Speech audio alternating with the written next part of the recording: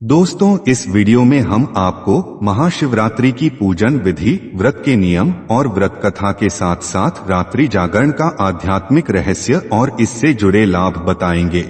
दोस्तों, स्वागत है आपका हमारे चैनल वैदिक ज्ञान संगम में। आपसे अनुरोध है कि चैनल को सब्सक्राइब करें और कमेंट बॉक्स में हर हर महादेव लिखकर परमात्मा को अपना आभार व्यक्त करें। दोस्तों, शिव पुराण के अनुसार महाशिवरात्रि के दिन व्यक्ति को प्रातः काल उठकर स्नान आदि कर्म से निवृत्त होकर मस्तक पर भस्म का त्रिपुंड तिलक और गले में रुद्राक्षमाला धारण करना चाहिए। इसके बाद सुविधानुसार घर में या आसपास के किसी शिव मंदिर में जाकर पूरी श्रद्धा और भक्ति से शिवलिंग का अभिषेक करना चाहिए। शिव पुराण में बताया गया है कि भगवान भोलेनाथ को प्रसन्न करने का सबसे सरल तरीका है अभिषेक। भगवान भोलेनाथ को किसी भी अन्य साधन की अपेक्षा अभिषेक अधिक प्रिय है। शिवशंकर की पूजा के समय यदि मुंह उत्तर या ईशान दिशा की ओर हो तो सबसे उत्तम होता है। ओम भूर्भुवः स्वः श्री भगवते सांबसदा शिवाय नमः स्नानयामि कहते हुए जल से स्नान कराएं। भगवान शिव का जलाभिषेक करने से मानसिक और शारीरिक ताप दूर होता है।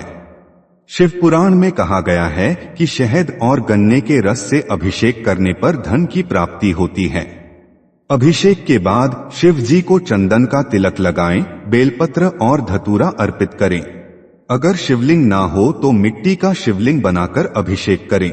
शिव पुराण में बताया गया है कि मिट्टी से शिवलिंग बनाकर पूजन अर्चन करने वाला स्वर्ग को पा जाता है। अभिषेक पूजन करने के बाद भगवान शंकर का ध्यान करें और व्रत का संकल्प इस प्रकार से लें। हे महादेव, हे नीलकंठ, हे भोलेनाथ, आपको प्रणाम है। हे भगवान, मैं आपका शिवरात्रि व्रत करना चाहता हूँ। हे देवेश्वर, आपकी कृपा से यह व्रत निर्विघ्न पूर्ण हो और इस दौरान काम, क्रोध, लोभ आदि शत्रु मुझे पीड़ित न करें। इसके बाद प्रार्थना करें कि इस व्रत को करने में कोई अन्य विघ्न न आए और आप इस व्रत को अच्छे से पूरा कर सकें। इसके लिए शिव पुराण के कोटिरुद्र संहिता में यह संकल्प मंत्र दिया गया है, जो इस प्रकार से है। देव देव महादेव नीलकंठ नमोस्तुते, कर्तुमिच्छामहे देव शिवरात्रि व्रतं तव प्रभावात् देवेश निर्विघ्नेन भवेदिति, कामाद्याः शत्रवो मां वै पीड़ान कुर्वन्तु नैभि। इसके बाद दिन भर व्यक्ति को शिव मंत्र का यथाशक्ति जप करना चाहिए। पुरुषों को ओम नमः शिवाय मंत्र का जप करना चाहिए, परंतु स्त्रियों को केवल शिवाय नमः मंत्र का जप करना चाहिए। कुछ लोग इस दिन भजन कीर्तन, महामृत्युंजय का पाठ या रुद्राभिषेक भी करते हैं, जो अत्यंत ही फलदायी होता है। इस तरीके से पूरा दिन बिताने के बाद शुभ मुहूर्त में भगवान शंकर की पूजा करनी चाहिए। इस शिवरात्रि में पूजा के लिए शुभ मुहूर्त 18 और 19 फरवरी की रात 12:09 से रात 1 बजे तक रहेगा। इसके अलावा आप 19 फरवरी को सूर्योदय से लेकर पूरे दिन महाशिवरात्रि की पूजा कर सकते हैं। इस बार की शिवरात्रि में भद्रा काल भी लगा है, लेकिन यह भद्रा पाताल लोक में लगा है और इसका प्रभाव इस पूजा में नहीं पड़ेगा। महाशिवरात्रि के पर्व पर भगवान शिव को प्रसन्न करने के लिए भक्तगण बहुत कुछ करते हैं, लेकिन हर उपाय साधारण जनमानस के लिए सरल नहीं होते। भगवान शिव अत्यंत सरल स्वभाव के देवता हैं, इसलिए उन्हें सरलतम तरीकों से प्रसन्न भी किया जा सकता है। इस वीडियो में हम आपको महाशिवरात्रि पूजन की बहुत ही सरल विधि बताएंगे, जिसे आप घर पर अपने बंधु बांधवों के साथ करके भगवान शंकर की कृपा प्राप्त कर सकते हैं। यह पूजन विधि जितनी आसान है, उतनी ही फलदायी भी। तो दोस्तों, आइए अब आपको बताते हैं महाशिवरात्रि की सरल पूजन विधि। दोस्तों, पूजा के समय शुद्ध आसन पर बैठें और आचमन करें। नया यज्ञोपवीत अर्थात जनेऊ धारण कर शरीर शुद्ध करें। तत्पश्चात आसन की शुद्धि करें। पूजन सामग्री को यथास्थान रखकर रक्षादीप जला लें। इसके बाद स्वस्ति वाचन इस प्रकार से करें।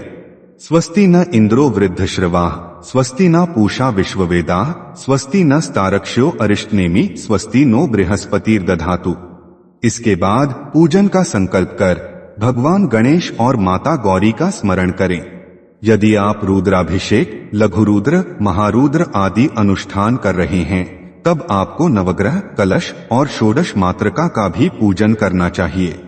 गौरी गणेश की पूजा करने के बाद नंदी, वीरभद्र, कार्तिकेय और वासुकी का संक्षिप्त पूजन करना चाहिए। स्त्रियों को कार्तिकेय जी की पूजा नहीं करनी चाहिए। भगवान शंकर के परिवार की संक्षिप्त पूजा करने के बाद हाथ में बेल के पत्ते और अक्षत लेकर भगवान शंकर का ध्यान करें। इसके बाद भगवान शंकर को आसन, आचमन स्नान, दही स्नान, घी स्नान, शहद स्नान व शक्कर स्नान कराएं।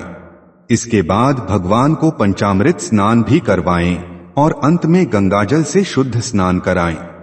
अब भगवान शिव को वस्त्र चढ़ाएं। वस्त्र के बाद जनेऊ चढ़ाएं, फिर इत्र, अक्षत, पुष्पमाला और फिर बेलपत्र चढ़ाएं। इसके बाद भगवान शिव को फल एवं नैवेद्य चढ़ाएं और फिर धूप दीप जलाएं।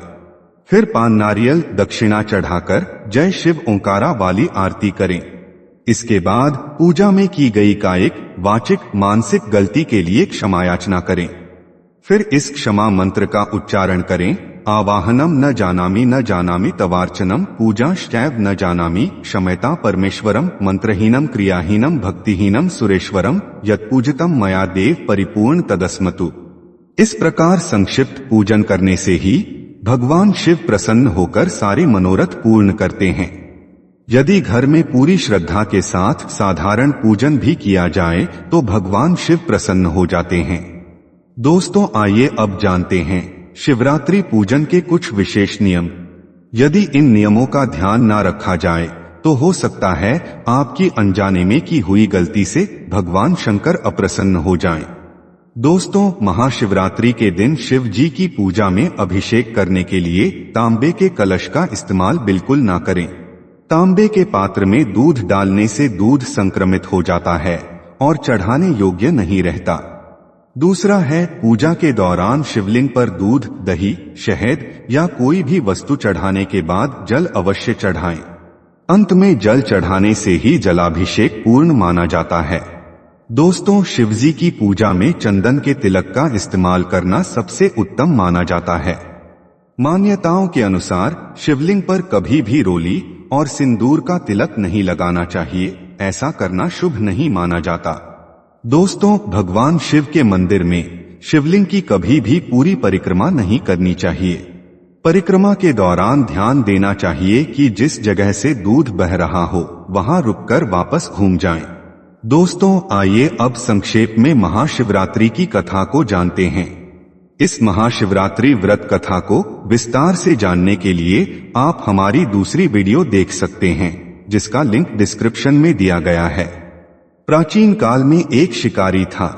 शिकार करके वह अपने परिवार का भरण पोषण करता था। एक दिन बहुत प्रयास करने के बाद भी उसे शिकार नहीं मिला।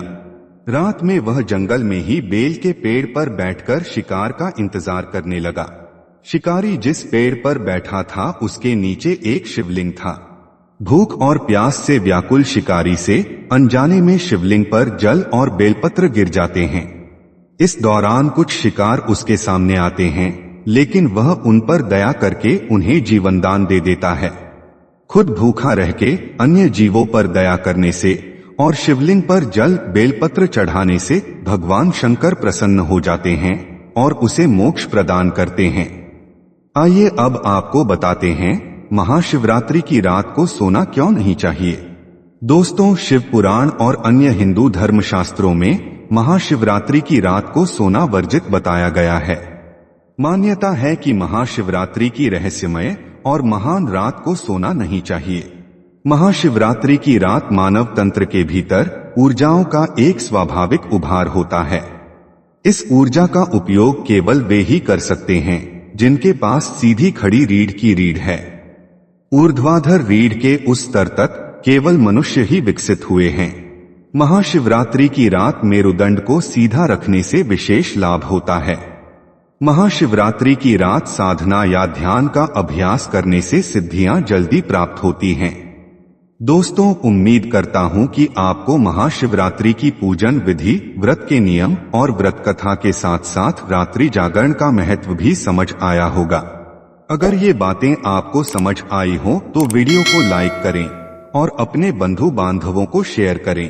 और ऐसे ही वीडियोस को देखने के लिए हमारे चैनल वैदिक ज्ञान संगम को सब्सक्राइब करें।